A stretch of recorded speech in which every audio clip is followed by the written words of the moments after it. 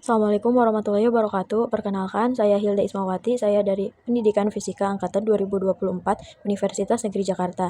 Di sini saya akan memaparkan tentang sejarah pendidikan sebelum tahun 1945 dengan subtopik tokoh-tokoh sejarah pendidikan dunia yang diampu oleh Ibu Dr. Randa Insinyur Vina Serevina MM.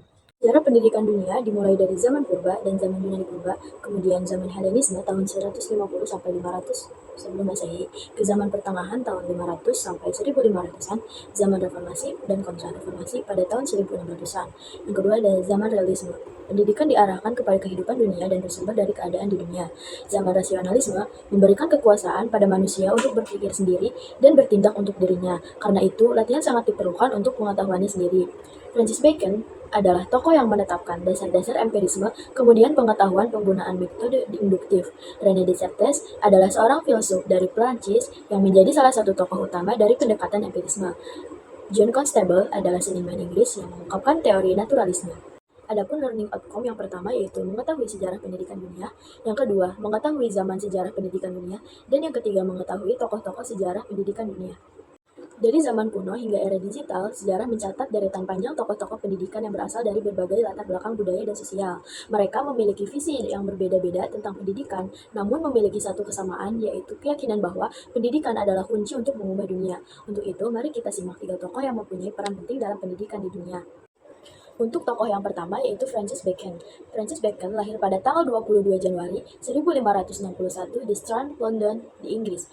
Bacon menempuh pendidikan tinggi di Universitas Cambridge. Karir pekerjaannya dimulai sebagai diplomat dan kemudian menjadi anggota parlemen. Selain itu, ia pernah bekerja sebagai pengajar tentang Aristoteles di Universitas Paris. Sebelum usianya mencapai 40 tahun, ia mulai menulis tentang filsafat. Francis Bacon adalah filsuf dan politikus di kerajaan Inggris. Ia merupakan salah satu tokoh yang menetapkan dasar-dasar empirisme melalui penggunaan metode induktif dalam penemuan-penemuannya dengan mengandalkan pengamatan dan percobaan serta menetapkan hasil percobaan hanya dari susunan fakta-fakta. Bacon mengambil peran dalam melakukan pengembangan ilmu. Ia meyakini bahwa kebenaran hanya dapat diperoleh dengan cara berpikir induktif. Bacon juga meyakini bahwa segala jenis pengetahuan dan ilmu bersumber dari filsafat. Ia juga meyakini bahwa filsafat mencakup semua jenis ilmu sebagai bidang kajiannya. Ia merupakan salah satu filsuf di dunia barat yang tidak menjadikan dogma agama sebagai landasan berpikirnya. Bacon merupakan pelopor penggunaan dan pengembangan metode induktif pada abad ke-17. Metode berpikirnya bertentangan dengan metode berpikir silogistik. Ia juga menjadi pelopor penemuan baru dalam mengembangkan metode induktif. Dalam keyakinannya, kesimpulan umum dapat diperoleh oleh peneliti melalui pengumpulan fakta dengan cara melakukan pengamatan secara langsung. Bacon berpendapat bahwa alam semesta dapat diketahui kebenarannya melalui pengamatan langsung yang bebas dari prasangka apapun. Metode induktif Bacon digunakan untuk mengubah hasil pengamatan yang terlebih dahulu dikumpulkan dan diklasifikasi untuk kemudian dijadikan sebuah kesimpulan yang sifatnya umum. Proses pengamatan harus dilakukan secara sistematis dan menghasilkan dalil-dalil umum yang dapat diuji melalui percobaan dengan kondisi yang terkendali. Bacon juga meyakini bahwa metode induktif hanya menghasilkan kesimpulan logis yang diterima oleh akal sehat sehingga dapat menghindari terjadinya sesat fikir. Untuk tokoh yang kedua yaitu René Descartes. Ia lahir pada tanggal 31 Maret 1596 di La Haye, Turin, Prancis. René Descartes merupakan seorang filsuf, matematikawan, dan ilmuwan yang sering dianggap sebagai salah satu pendiri filsafat modern. Ia dikenal dengan pendekatan skeptis dan metodologisnya dalam mencari pengetahuan yang pasti, yang tercermin dalam ungkapannya yang terkenal yaitu cogito ergo sum, yang artinya aku berpikir maka aku ada. René berargumen bahwa pengetahuan yang benar berasal dari akal dan bukan hanya dari indera. René berpendapat bahwa pendidikan harus dibangun di atas dasar rasionalisme, di mana akal budi menjadi instrumen utama dalam memperoleh pengetahuan. Ia menekankan pentingnya pendekatan sistematis, skeptis, dan logis dalam pendidikan, dan mendorong siswa untuk meragukan pengetahuan tradisional serta berpikir secara kritis dan mandiri. Pandangannya ini berkontribusi pada perubahan besar dalam dunia pendidikan dan pemikiran ilmiah yang mendorong pengembangan metode ilmiah modern serta pendekatannya lebih kritis dan analitis dalam belajar. Adapun beberapa karya yang dimiliki oleh René Descartes sebagai berikut. Yang pertama ada Meditation of First Philosophy, karya filsafat yang berisi argumen untuk keberadaan Tuhan dan dasar metafisika.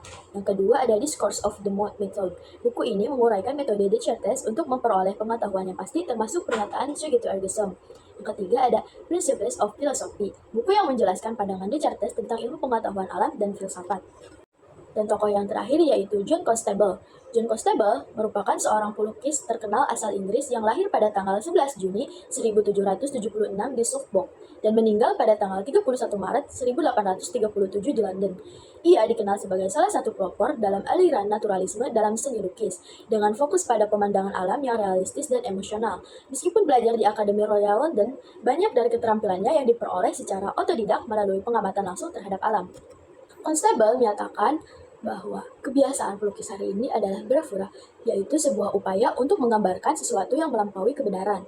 Ia memilih untuk menciptakan cara representasi sendiri yang berdasarkan mentransfer apa yang dilihatnya sejujur mungkin di atas kanvas. Selain itu, John memilih melukis apa yang ada di sekitarnya terlebih dahulu. Dalam surat yang ditulis koleganya, ia menulis, "I shall paint my own place best." Ia juga tertarik pada pergantian cahaya dan awan di alam tanpa membeda-bedakan mana yang lebih indah. Berikut beberapa karya yang dimiliki oleh John Constable, yaitu lukisan Dedamval yang menunjukkan detail rinci dari pepohonan dan langit, menciptakan titik fokus yang kuat. Yang kedua ada The Highway, menggambarkan kehidupan pedesaan dengan cara yang realistis dan emosional. Dan yang ketiga ada Maria Bicknell, potret tunangannya yang menunjukkan keindahan sederhana dengan sapuan kuas yang terlihat sangat jelas. Baik, untuk studi kasusnya saya menggunakan pendekatan metode induktif Francis Bacon. Bacon's inductive reasoning approach played a huge role in the oncoming scientific revolution. From then on, people could question all existing scientific dogmas and theories. So, Bacon's approach was supported by Voltaire and became one of the staples of the French Enlightenment. Latar belakang dari studi kasus ini, seorang filsuf asal Inggris bernama Francis Bacon menjadi orang pertama yang mengemukakan teori tentang pendekatan induktif, yaitu pada tahun 1561. Pendekatan induktif adalah metode yang memulai penyelidikan dari pengamatan terhadap fenomena alam secara sistematis dan menyeluruh. Dalam dunia pendidikan, pendekatan induktif mendorong siswa untuk terlibat dalam proses pembelajaran. Siswa diajak untuk mengamati fenomena, mengumpulkan data, dan menarik kesimpulan sendiri. Adapun input masalah dari studi kasus ini, yang pertama, bagaimana pendekatan induktif bisa dilakukan di lingkungan pendidikan. Yang kedua, bagaimana pendekatan induktif dan deduktif bisa saling melengkapi. Dan yang ketiga, manfaat apa saja jika pendidikan menggunakan metode pendekatan induktif. Adapun proses penyelesaian masalah studi kasus ini, yang pertama, pendekatan induktif umumnya bisa dilakukan dengan berbagai cara dalam lingkungan pendidikan seperti eksperimen. Siswa dapat melakukan eksperimen untuk membuka gerbang wawasannya, menganalisis data. Siswa diharapkan dapat mengumpulkan data lalu menganalisisnya untuk membuktikan bahwa data tersebut benar adanya. Diskusi kelompok. Siswa dapat berdiskusi dengan temannya dengan tujuan untuk berbagi wawasan, penyampaian pandangan pribadi, serta dapat berpendapat sebebas mungkin. Untuk yang kedua, yaitu tentu saja bisa pendekatan induktif sebagai fondasi, sedangkan pendekatan deduktif sebagai penguat.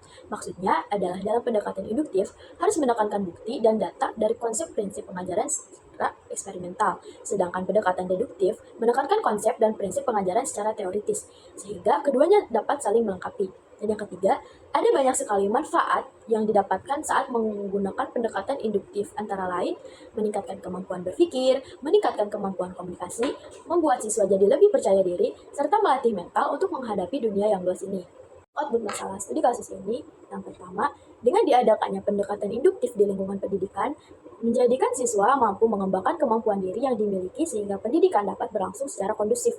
Yang kedua, pendekatan induktif dan deduktif dapat digunakan secara bersamaan untuk membentuk pemahaman yang lebih rinci, sehingga dalam penelitian dapat mudah menarik kesimpulan. Dan yang ketiga, dengan banyaknya manfaat yang didapatkan dari pendekatan induktif di lingkungan pendidikan, memungkinkan siswa untuk meraih prestasi sebanyak-banyaknya sehingga kualitas pendidikan semakin berkembang dan lebih maju lagi. Dan yang terakhir yaitu feedback studi kasus. Yang pertama, untuk membangun pendekatan induktif di lingkungan pendidikan harus memiliki elemen-elemen yang dibutuhkan seperti kurikulum yang dirancang untuk mendukung penerapan pendekatan induktif, fasilitas yang memadai, kolaborasi, hingga evaluasi yang berkelanjutan. Yang kedua, pendekatan induktif dan deduktif sudah seharusnya digunakan secara bersamaan dengan tujuan untuk menutupi kekurangannya masing-masing. Dan yang ketiga, yaitu ketika metode pendekatan induktif digunakan di lingkungan pendidikan, sebagai siswa sudah seharusnya bisa memanfaatkannya dengan semaksimal mungkin, sehingga menjadi siswa yang berkualitas. Dari materi yang saya paparkan, dapat diambil kesimpulan yaitu semuanya memiliki tujuan yang sama, yaitu mengembangkan ilmu pendidikan, namun dengan metode yang berbeda-beda. Semua orang memiliki kekurangan dan kelebihannya masing-masing, sehingga untuk mencapai tujuan yang sama, setiap orang menggunakan metode yang berbeda dalam mengatasi kesulitan yang dialaminya. Berikut adalah daftar pusaka yang saya gunakan. Kurang lebihnya mohon maaf. Wassalamualaikum warahmatullahi wabarakatuh.